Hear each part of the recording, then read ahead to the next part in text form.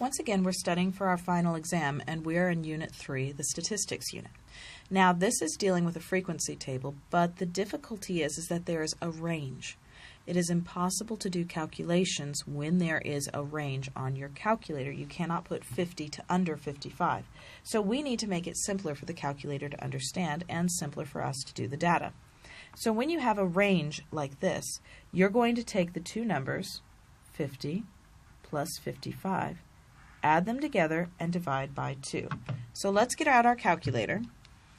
50 plus 55 divided by 2, and that gives me 52.5. Okay, we're going to do the same thing here.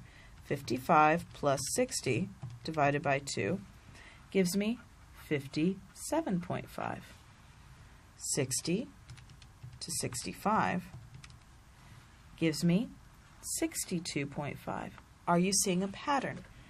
Each time it increases by 5, which makes sense because the range also increases by 5. So we're going to fill in the rest. If you don't believe me and you want to continue to do the averages, you can.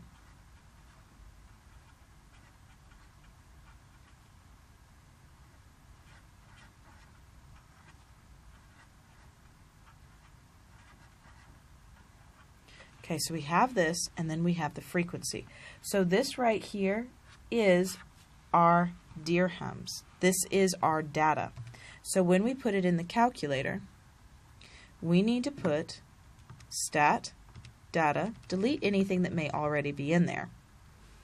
And we're going to put in all of these data points, 52.5, 57.5, 62.5, 67.5, 72.5, 77.5, 82.5, 87.5, and lastly 92.5. So we've got 9 different data points. Now let's count and make sure we did it correctly. 1, 2, 3, 4, 5, 6, 7, 8, 9. So we're working out perfectly. Now we need to go to the frequency. So it starts off with 5, 22, 49, 63, 45, 25, 5, 4, and 2. So it ends exactly where our data ends. That worked out perfectly. We hit AC to go back to the main page. Determine the average lunch price. So they're asking about X bar. Calculate the standard deviation. Now remember, the standard deviation is also done with our calculator, and it's done as sigma x.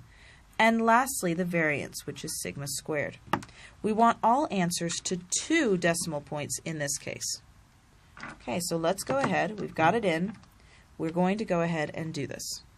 So you do shift stat, and you're going to do variations, and the first one is average.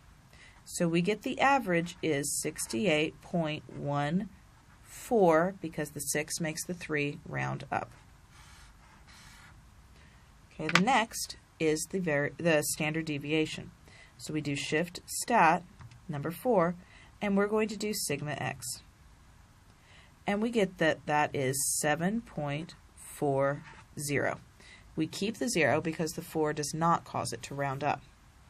And in order to do the variation, all we have to do is hit the squared button, and we get that we get 54.82 for variation. So this is how you do average, standard deviation, and variation when you have a frequency table that has a range.